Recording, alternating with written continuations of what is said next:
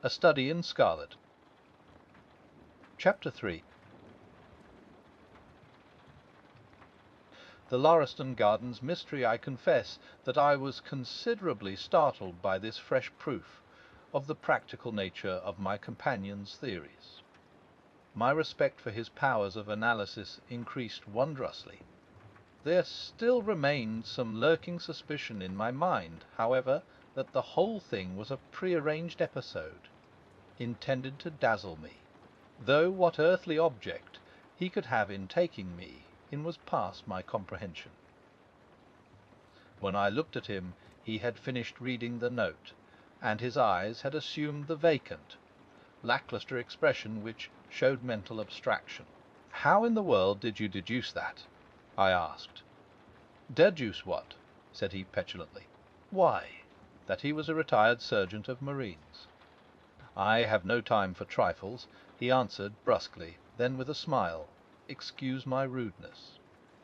"You broke the thread of my thoughts, but perhaps it is as well. So you actually were not able to see that that man was a sergeant of marines?" "No, indeed." "It was easier to know it than to explain why I knew it. If you were asked to prove that 2 and 2 made 4, you might find some difficulty. And yet you are quite sure of the fact. Even across the street I could see a great blue anchor tattooed on the back of the fellow's hand. That smacked of the sea. He had a military carriage, however, and regulation side whiskers. There we have the marine. He was a man with some amount of self-importance and a certain air of command. You must have observed the way in which he held his head and swung his cane. A steady, respectable, middle-aged man, too, on the face of him. All facts which led me to believe that he had been a sergeant." "Wonderful!" I ejaculated. "Commonplace," said Holmes, though I thought from his expression that he was pleased at my evident surprise and admiration. "I said just now that there were no criminals. It appears that I am wrong. Look at this." He threw me over the note which the commissionaire had brought. I cried, as I cast my eye over it, "This is terrible." "It does seem to be a little out of the common," he remarked calmly. "Would you mind reading it to me aloud?" This is the letter which I read to him. "My dear Mr. Sherlock Holmes, there has been a bad business during the night at 3, Lauriston Gardens, off the Brixton Road. Our man on the beat saw a light there about 2 in the morning, and as the house was an empty one, suspected that something was amiss. He found the door open, and in the front room, which is bare of furniture, discovered the body of a gentleman, well dressed, and having cards in his pocket bearing the name of Enoch J. Drebber, Cleveland, Ohio, USA. There had been no robbery, nor is there any evidence as to how the man met his death. There are marks of blood in the room, but there is no wound upon his person.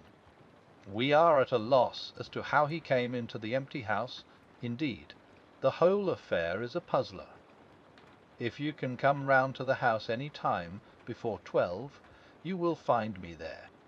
I have left everything in statu quo until I hear from you.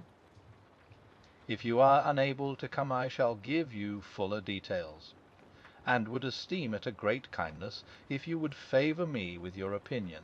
Yours faithfully, Tobias Gregson. Gregson is the smartest of the Scotland Yarders, my friend remarked. He and Lestrade are the pick of a bad lot. They are both quick and energetic, but conventional, shockingly so.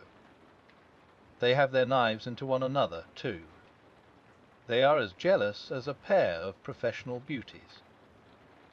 There will be some fun over this case, if they are both put upon the scent." I was amazed at the calm way in which he rippled on. "Surely there is not a moment to be lost," I cried. "Shall I go and order you a cab?" "I am not sure about whether I shall go. I am the most incurably lazy devil that ever stood in shoe leather. That is, when the fit is on me, for I can be spry enough at times. Why, it is just such a chance as you have been longing for. My dear fellow, what does it matter to me? Supposing I unravel the whole matter, you may be sure that Gregson, Lestrade, and Co. will pocket all the credit. That comes of being an unofficial personage. But he begs you to help him. Where's? He knows that I am his superior, and acknowledges it to me, but he would cut his tongue out before he would own it to any third person. However, we may as well go and have a look. I shall work it out on my own hook. I may have a laugh at them if I have nothing else. Come on. He hustled on his overcoat, and bustled about in a way that showed that energetic fit had superseded the apathetic one. Get your hat, he said. You wish me to come. Wes, if you have nothing better to do. A minute later we were both in a hansom, driving furiously for the Brixton Road. It was a foggy, cloudy morning, and a dun-coloured veil hung over the housetops, looking like the reflection of the mud-coloured streets beneath. My companion was in the best of spirits, and prattled away about Cremona fiddles, and the difference between a Stradivarius and an Amati. As for myself, I was silent for the dull weather and the melancholy business upon which we were engaged depressed my spirits. You don't seem to give much thought to the matter in hand, I said at last, interrupting Holmes' musical disquisition. No data yet, he answered. It is a capital mistake to theorize before you have all the evidence. It biases the judgment. You will have your data soon, I remarked, pointing with my finger. This is the Brixton Road, and that is the house, if I am not very much mistaken. So it is. Stop, driver, stop. We were still 100 yards or so from it, but he insisted upon our alighting, and we finished our journey upon foot. Number 3, Lauriston Gardens, wore an illumined and minatory look. It was one of 4 which stood back some little way from the street, 2 being occupied and 2 empty. The latter looked out with 3 tiers of vacant melancholy windows, which were blank and dreary, save that here and there a "To Let" card had developed like a cataract upon the bleared panes. A small garden sprinkled over with a scattered eruption of sickly plants separated each of these houses from the street, and was traversed by a narrow pathway, yellowish in colour, and consisting apparently of a mixture of clay and of gravel. The whole place was very sloppy from the rain which had fallen through the night. The garden was bounded by a 3-foot brick wall, with a fringe of wood rails upon the top, and against this wall was leaning a stalwart police constable, surrounded by a small knot of loafers, who craned their necks and strained their eyes in the vain hope of catching some glimpse of the proceedings within. I had imagined that Sherlock Holmes would at once have hurried into the house and plunged into a study of the mystery. Nothing appeared to be further from his intention. With an air of nonchalance which, under the circumstances, seemed to me to border upon affectation, he lounged up and down the pavement, and gazed vacantly at the ground, the sky, the opposite houses, and the line of railings. Having finished his scrutiny, he proceeded slowly down the path, or rather down the fringe of grass which flanked the path, keeping his eyes riveted upon the ground. Twice he stopped, and once I saw him smile, and heard him utter an exclamation of satisfaction. There were many marks of footsteps upon the wet clay soil, but since the police had been coming and going over it, I was unable to see how my companion could hope to learn anything from it. Still I had such extraordinary evidence of the quickness of his perceptive faculties that I had no doubt that he could see a great deal which was hidden from me. At the door of the house we were met by a tall, white-faced, flaxen-haired man with a notebook in his hand, who rushed forward and wrung my companion's hand with effusion. "It is indeed kind of you to come," he said. "I've had everything left untouched." "Oh, except that," my friend answered, pointing at the pathway. "If a herd of buffaloes had passed along there, could not be a greater mess. No doubt, however, you had drawn your own conclusions, Gregson, before you permitted this. I have had so much to do inside the house," the detective said evasively. "My colleague, Mr. Lestrade, is here. I had relied upon him to look after this." Holmes glanced at me and raised his eyebrows sardonically. "With two such men as yourself and Lestrade upon the ground, there will not be much for a third party to find out," he said. Gregson rubbed his hands in a self-satisfied way. "I think we have done all that can be done," he answered. "It's a queer case, though, and I knew your taste for such things." "You did not come here in a cab?" asked Sherlock Holmes. "No, nor Lestrade. No, sir."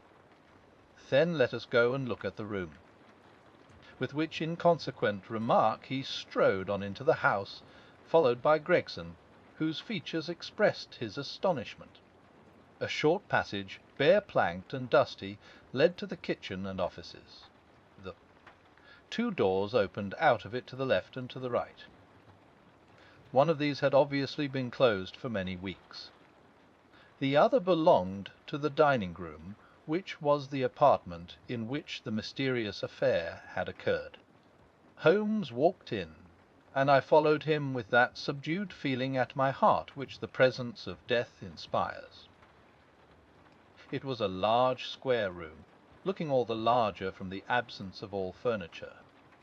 The vulgar flaring paper adorned the walls, but it was blotched in places with mildew, and here and there great strips had become detached and hung down, exposing the yellow plaster beneath. Opposite the door was a showy fireplace, surmounted by a mantelpiece of imitation white marble. On one corner of this was stuck the stump of a red wax candle. The solitary window was so dirty that the light was hazy and uncertain, giving a dull grey tinge to everything, which was intensified by the thick layer of dust which coated the whole apartment. All these details I observed afterwards. At present my attention was centred upon the single grim motionless figure which lay stretched upon the boards, with vacant sightless eyes staring up at the discoloured ceiling. It was that of a man about 43 or 44 years of age, middle-sized, broad-shouldered, with crisp curling black hair, and a short stubbly beard. He was dressed in a heavy broadcloth frock-coat and waistcoat, with light-coloured trousers, an immaculate collar and cuffs. A top hat, well brushed and trim, was placed upon the floor beside him. His hands were clenched and his arms thrown abroad, while his lower limbs were interlocked as though his death struggle had been a grievous one. On his rigid face there stood an expression of horror, and, as it seemed to me, of hatred, such as I have never seen upon human features. This malignant and terrible contortion, combined with the low forehead, blunt nose, and prognathous jaw, gave the dead man a singularly simious and applic appearance, which was increased by his writhing, unnatural posture. I have seen death in many forms, but never has it appeared to me in a more fearsome aspect than in that dark, grimy apartment, which looked out upon one of the main arteries of suburban London. Lestrade, lean and ferret-like as ever, was standing by the doorway, and greeted my companion and myself. "This case will make a stir, sir," he remarked. "It beats anything I have seen, and I am no chicken." "There is no clue," said Gregson. "None at all," chimed in Lestrade. Sherlock Holmes approached the body, and kneeling down, examined it intently. "You are sure that there is no wound?" he asked, pointing to numerous gouts and splashes of blood which lay all round. Positive, cried both detectives. Then, of course, this blood belongs to a second individual, presumably the murderer, if murder has been committed. It reminds me of the circumstances attendant on the death of Van Jansen in Utrecht in the year '34. Do you remember the case, Gregson? No, sir.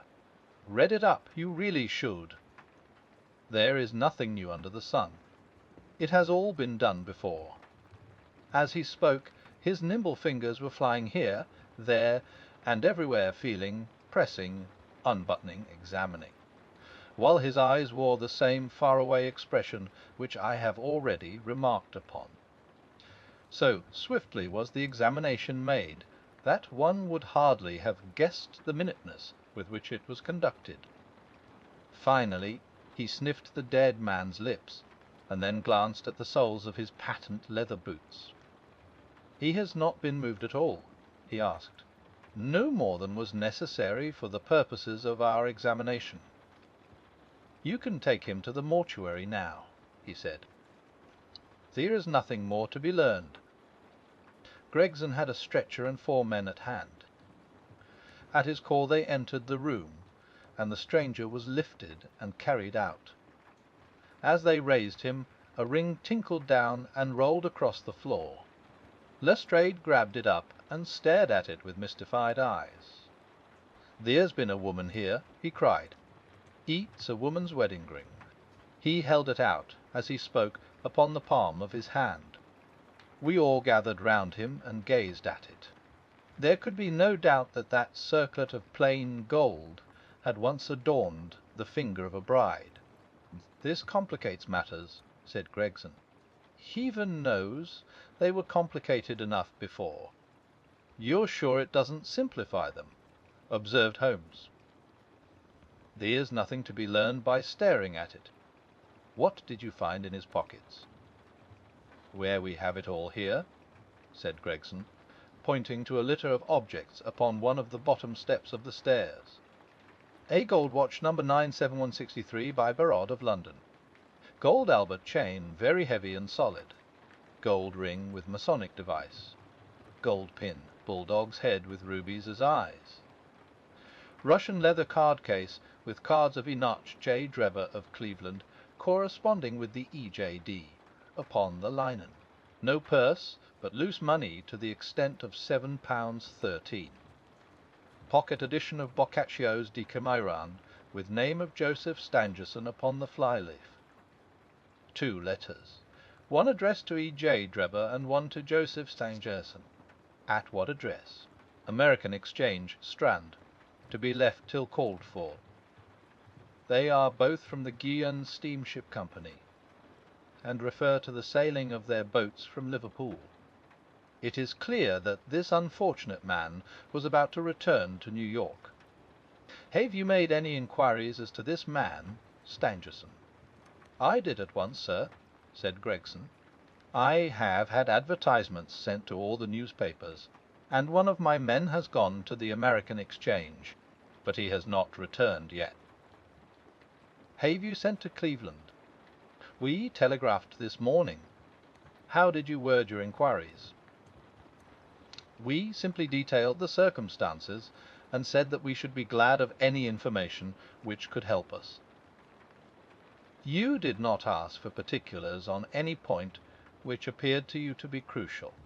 "I asked about Stangerson, nothing else." "Is there no circumstance on which this whole case appears to hinge?" "Will you not telegraph again?" "I have said all I have to say," said Gregson in an offended voice.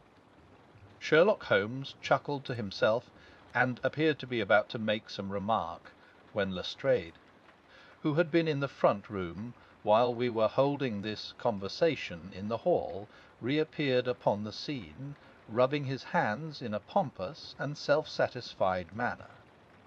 "Mr. Gregson," he said, "I have just made a discovery of the highest importance, and one which would have been overlooked had I not made a careful examination of the walls."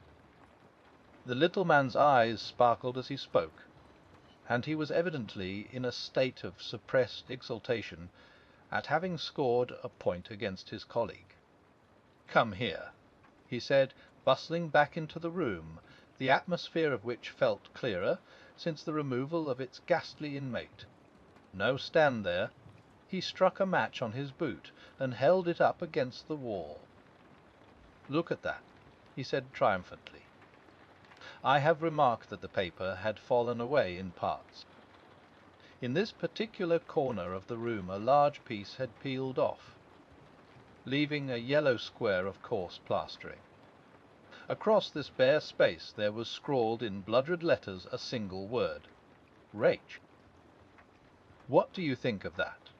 cried the detective, with the air of a showman exhibiting his show. This was overlooked because it was in the darkest corner of the room, and no one thought of looking there. "The murderer has written it with his or her own blood. See this smear where it has trickled down the wall. That disposes of the idea of suicide anyhow. Why was that corner chosen to write it on? I will tell you. See that candle on the mantelpiece. It was lit at the time, and if it was lit this corner would be the brightest, instead of the darkest portion of the wall. And what does it mean now that UHAV found it?"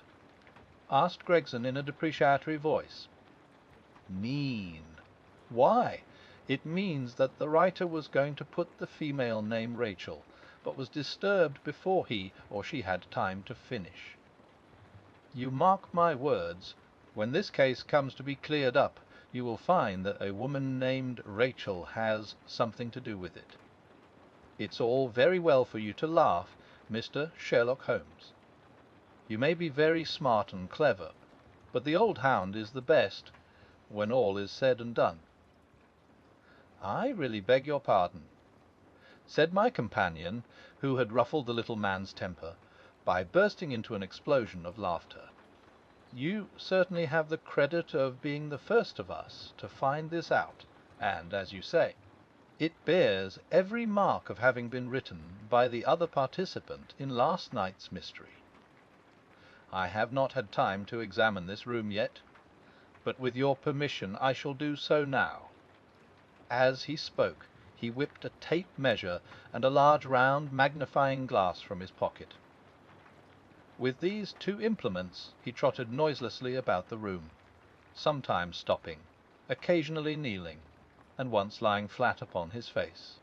So engrossed was he with his occupation that he appeared to have forgotten our presence, for he chattered away to himself under his breath the whole time, keeping up a running fire of exclamations, groans, whistles, and little cries suggestive of encouragement and of hope. As I watched him, I was irresistibly reminded of a pure-blooded, well-trained foxhound as it dashes backwards and forwards through the covert, whining in its eagerness, until it comes across the lost scent. For 20 minutes or more he continued his researches, measuring with the most exact care the distance between marks which were entirely invisible to me, and occasionally applying his tape to the walls in an equally incomprehensible manner. In one place he gathered up very carefully a little pile of grey dust from the floor, and packed it away in an envelope. Finally, he examined with his glass the word upon the wall, going over every letter of it with the most minute exactness. This done, he appeared to be satisfied, for he replaced his tape and his glass in his pocket. "These say that genius is an infinite capacity for taking pains," he remarked with a smile. "It's a very bad definition, but it does apply to detective work." Gregson and Lestrade had watched the man-oeuvres of their amateur companion with considerable curiosity and some contempt. They evidently failed to appreciate the fact, which I had begun to realize, that Sherlock Holmes' smallest actions were all directed towards some definite and practical end. "What do you think of it, sir?" they both asked. "It would be robbing you of the credit of the case if I was to presume to help you," remarked my friend. You are doing so well now that it would be a pity for anyone to interfere." There was a world of sarcasm in his voice as he spoke. "If you will let me know how your investigations go," he continued, "I shall be happy to give you any help I can. In the meantime, I should like to speak to the constable who found the body. Can you give me his name and address?" Lestrade glanced at his notebook. "John Rance," he said. "He is off duty now. You will find him at 46 Audley Court, Kennington Park Gate." Holmes took a note of the address. "Come along, Doctor," he said. "We shall go and look him up. I'll tell you one thing which may help you in the case," he continued, turning to the two detectives. "There's been murder done, and the murderer was a man. He was more than 6 feet high, was in the prime of life, had small feet for his height, wore coarse, square-toed boots, and smoked a Trichinopoly cigar. He came here with his victim in a four-wheeled cab, which was drawn by a horse with 3 old shoes and 1 new one on his off foreleg. In all probability the murderer had a florid face, and the fingernails of his right hand were remarkably long. These are only a few indications, but they may assist you." Lestrade and Gregson glanced at each other with an incredulous smile. If this man was murdered, how was it done? Asked the former. "Poison," said Sherlock Holmes curtly, and strode off. "One other thing, Lestrade," he added, turning round at the door. "Ratchey is the German for revenge, so don't lose your time looking for Miss Rachel." With which Parthian shot he walked away, leaving the two rivals open-mouthed behind him.